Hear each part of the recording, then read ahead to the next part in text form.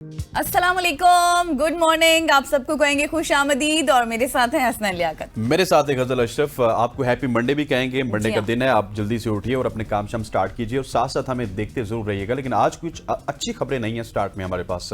इससे पहले कि गजल जंग की खबर बताएं, मैं उस जंग के इम्पैक्ट्स आपको बताना चाहता हूँ। पेट्रोल की कीमतों में अच्छा खासा इजाफा हो चुका है। पेट्रोल जब कम होता है तो 30 पैसे कम होता है, 40 पैसे कम होता है। लेकिन अब पेट्रोल की कीमत के हवाले से बताया जाए तो पेट्रोल की कीमत 4 रुपये 80 पैसे कम कर दी गई है और डीजल की कीमत बढ़ा दी गई है और डीजल की कीमत 7 रुपये 95 पैसे फी लीटर महंगा कर दिया गया। सो पेट्रोल और डीजल महंगा हो गया है ख़वातीन हज़रात। असल में पिछले कुछ अरसे से ना 30 पैसे 40 पैसे 50 पैसे कम हो रहा था, तो आदत पड़ गई। आज वो मैं बताते वही आदत थी कि आज शायद कम हुआ, लेकिन अनफॉर्चुनेटली पेट्रोल महंगा हुआ है, डीजल महंगा हुआ है और इसका इम्पैक्ट डेफिनेटली आप देखेंगे कि कुछ अरसे में किरायों पर भी पड़ेगा। एग्जैक्टली ऐसा ही है। और वैसे भी बजट आ चुका है और बजट के बाद ही जिस तरह से टैक्सेस लगे हैं, महंगाई हुई है। अब ये जो जंग है, जंग के भी इम्पैक्ट आ रहे हैं। रात से इसका इतलाक भी हो चुका है। सोशल स्टोरीज का आगाज करते हैं और सबसे पहले आपको बताते हैं कि पिछले कुछ दिनों से जो हम देख रहे हैं, ईरान और इसराइल का आपरंग देख रहे हैं और जिस तरह से ईरान ने धूल चिटाई है इसराइल को, सब लोग बहुत खुश भी हो रहे हैं, बहुत से शहर तबाह भी कर दिए। लेकिन ईरान के पास ऐसे कौन कौन से मिसाइल हैं, आज हम उसके बारे में जरा व्यूअर्स को बताते हैं। ईरान का इसराइल के खिलाफ ऑपरेशन वादा सादिक सोम जारी है इस वक्त और ईरान के पास इसराइल तक मार करने वाले जो मिसाइल हैं, उनकी जो अकसाम है वो 9 किस्म के मिसाइल हैं ईरान के पास, जिनकी रफ्तार 6125 किलो फी घंटे से लेकर 17,151 किलोमीटर तक बनती है। और सबसे पहला जो मिसाइल है वो आपको हसनैन बताएंगे। जी हाँ, बिल्कुल। अगर इन मिसाइल्स की पहले मैं कैटेगरीज बताता चलूँ तो ये बैलिस्टिक मिसाइल है जिसका नाम सिजल है, फिर खैबर उनके पास है, फिर इमाद है, फिर शहाब है, फिर गदर है, पाया है, फतह है, फतह 2, खैबर शिकन और हज कासिम। ये तमाम तर मिसाइल इस वक्त ईरान के पास मौजूद हैं। एग्जैक्टली। और ईरान ने तारीख में पहली बार बराह रास्त इसराइल पर मिसाइल हमले किए हैं, जो शायद नहीं सोच सकता था। बहुत सरप्राइजिंग था इसराइल के लिए। और ईरान ने हमले जिस तरह से किए, जिन मिसाइलों के साथ किए, सबसे पहला जो मिसाइल है गदर के हवाले से बात करें, जिसकी रेंज 1950 किलोमीटर है, रफ्तार उसकी 17,000 किलोमीटर फी घंटा है। और ये क्या कुछ कर सकता है ये मिसाइल, इसराइल के नकब एयर बेस के करीब गिरने वाले एक मिसाइल ने रनवे और इसके साथ साथ जो मेन मरकज है उसको शदीद नुकसान पहुंचाया है। गदर मिसाइल की अगर मैं बात करूं तो बिल्कुल ऐसी है। इसके अलावा अगर इमाद की बात की जाए तो उसकी रेंज है 1700 किलोमीटर। खुसूसियत इसकी ये है कि गाइडेड मिसाइल है और इसका हदफ तल अबीब तक पहुंच सकता है और तल अबीब के मज़ाफ़ात में मौजूद एक दिफाई रेडार स्टेशन है। और इसके अगर नतीजे की बात की जाए कि कितना ज्यादा ये खतरनाक है, तो रेडार सिस्टम इसने मुकम्मल तौर पर नाकारा बनाया। फिजाई निगरानी 6 घंटे मुअत्तल रही और जिससे इजरायली दिफा में खौफनाक खला पैदा हुआ। और आपको पता है कि तल अबीब के जिस तरह से हमने मनाजिर देखे हैं, वीडियोस देखी हैं, मुकम्मल तौर पर जल रहा था। आगे बढ़ते हैं और खैबर शिकन के हवाले से बताऊं तो इसकी रेंज 1450 किलोमीटर है और वॉर हेड हदफ है इसका। इसराइल का आयरन डोम डिफेंस जोन उसको ये नकारा बना सकता है। इसका असर क्या है कि एक मिसाइल बराह रास्त डिफेंस बैटरी के पास गिरा, 2 मिसाइलों ने सिग्नल्स को बिल्कुल रोक दिया, जाम कर दिया। और उसके बाद इसराइल का जो सिस्टम था पूरा तर, जो उनका एक बना हुआ था, उसको दिफाई सिस्टम उसको उन्होंने मफलूज कर दिया और उससे कई ईरानी ड्रोन इसराइली हदूद में दाखिल होकर कामयाब उन्होंने हमले किए हैं। बिल्कुल ऐसे। इसके अलावा अगर सेजल की बात की जाए तो इसकी रेंज है 2000 से 2500 किलोमीटर तक। ये 2 स्टेज का मिसाइल है, जो मिसाइल के जो मरहले हैं वो 2 मरहलों में होता है। इसका हदफ हैफा नेवल बेस के करीब रनवे और इसका जो उन्होंने जब ये हमला किया तो इसने नेवल की लॉजिस्टिक बेस को मुतासिर किया और एक जंगी बहरी जहाज की जो मुरम्मत है उसको भी इसने ताखीर का शिकार किया, जिसकी वो मुरम्मत कर रहे थे। सो ये इसके इफेक्ट्स हैं। जी। और हज कासिम की अगर बात करें तो उसकी रेंज 1800 किलोमीटर है। उसकी खुसूसियत क्या है कि वो कम वक्त में निशाना बना सकता है तमाम तरह अहदाफ को। गोलान की पहाड़ियों पर इसराइली मिलिट्री कमांड पोस्ट उसका हदफ था। फिर नतीजा क्या हुआ कि हमला रात की आखिरी पहर में हुआ। मिसाइल ने पोस्ट को जुज़वी तौर पर तबाह किया और फिर उसके बाद इसराइली जो इतने भी जर्नल्स थे वो भी जख्मी हुए। और हज कासिम की एक खुसूसियत ये है कि आपको पता है कि ये जनरल कासिम सुलेमानी जो कि एक प्रोमिनेंट फिगर हैं, मिलिट्री लीडर थे, उनको ट्रिब्यूट पेश करने के लिए इस मिसाइल का नाम ये रखा गया था। और ये तमाम तर 9 मिसाइल है जिनकी इंफॉर्मेशन हमने आपके साथ शेयर की है, जो इस वक्त ईरान तबाह बर्बाद कर सकता है इसराइल को। बिल्कुल ऐसी। और कुछ उन्होंने इस्तेमाल भी किए हैं और कुछ तबाही आपने देखी भी होगी जो कि इस वक्त तल अबीब और उसके गिरदो नवा में हो रही है। ख़वातीन हज़रात आगे बढ़ते बढ़ते हैं और आगे बढ़ते हुए आपको इसी रिलेटेड एक स्टोरी बताते हैं, क्योंकि ईरान के साथ पाकिस्तान का कुछ रिश्ता ऐसा है कि वहाँ पे बहुत सारे ज़ायरीन होते हैं। तो ईरान से जितने भी ज़ायरीन थे उनका तो इनखला हो गया, लेकिन अब उसके बाद तलबा के इनखला का जो मसला है उसके हवाले से भी नायब वज़ीर आज़म और वज़ीर ख़ारजा इसहाक़ डार ने समाजी राब्ते की वेबसाइट एक्स पर अपने पैगाम में कहा कि मौजूदा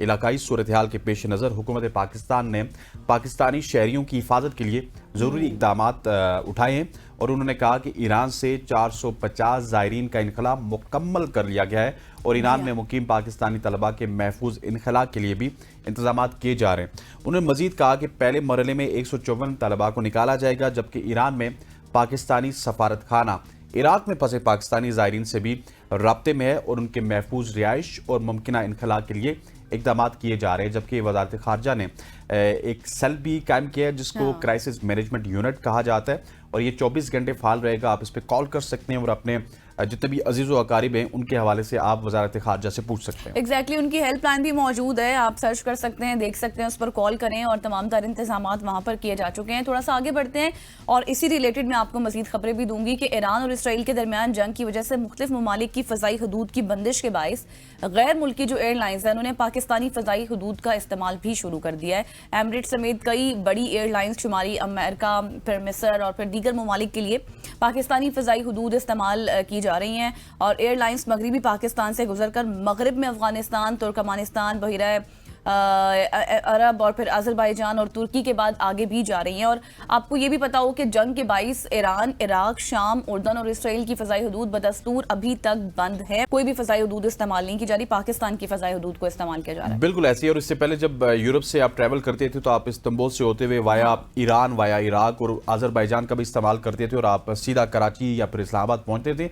लेकिन अब इस रूट को कम्प्लीटली तब्दील कर दिया गया। अब आप दुबई के ऊपर से होते हुए, फिर पाकिस्तान के ऊपर से होते हुए, फिर आपने तेहरान को बिल्कुल साइड पर छोड़ दिया और इराक के कुछ ऐसे सरहदी इलाके जिसके ऊपर से होते हुए आपका जो फ़िज़ाई ऑपरेशन है वो उसको बहाल रखा गया अभी तक। लेकिन अगर ये जंग का स्केल बढ़ता है तो शायद इस ऑपरेशन को भी महदूद कर दिया जाएगा, क्योंकि जब मैं देख रहा हूं तो तेहरान और इजराइल के दरमियान जो फासला है उसी के दरमियान से अभी भी फ़िज़ाई हदूद वहां से बहाल है। तो अगर ये एस्केलेट होता है मामला तो वो भी खत्म हो सकता है। ख़वातीन वज़ात आगे बढ़ते हैं और आगे बढ़ते हुए आपको बताते हैं ग्लोबल मार्च 2 जो कि गजा में शिरकत के लिए मिस्र पहुंचने वाले नेल्सन मंडेला के नवासे का पासपोर्ट है उनका जब्त कर लिया गया है। वो इस ग्लोबल मार्च 2 में शिरकत कर रहे थे।